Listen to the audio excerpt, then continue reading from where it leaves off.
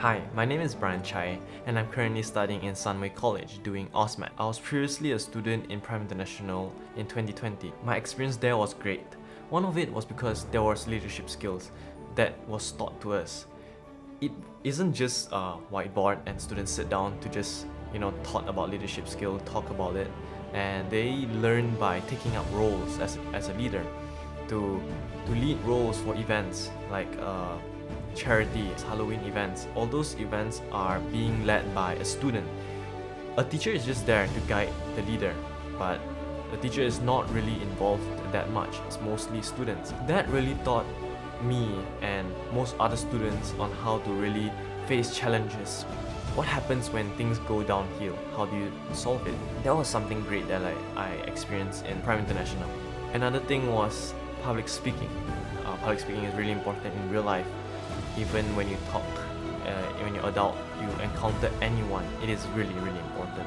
My Prime International days, I hated public speaking. Like, talking in front of a crowd is not the most pleasant thing to do in your life, but it's a really great experience. One of it was because I had to redo my scripts many times and practice every day and night in order to get something good. The effort you put in for that event, public speaking competition, it's rewarding. When you win something, you feel like, I didn't want to do this, but at the end of the day, I kind of got into it and won something out of it. During my high school time, when I was like year 9 to year 11, I failed my chemistry and art math all the time. Like, I hated chemistry so much. Even when I took up art math in year 10, I felt like I regretted it. Like, why am I taking this? And even though I failed, Prime International teachers really taught me and pushed me through to understand the work and really practice it.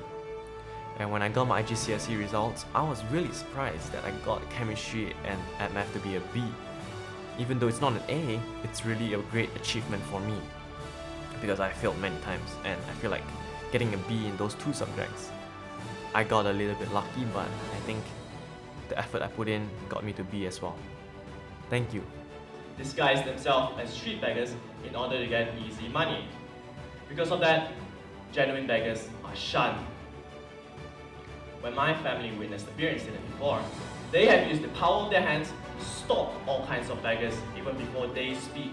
Yes, the ones that only Malaysians can do to stop cars in the middle of the road. You might be thinking, what if the beggar is a scammer? But my question is, what if he's not? And what if he truly needs our help, but we ignore him?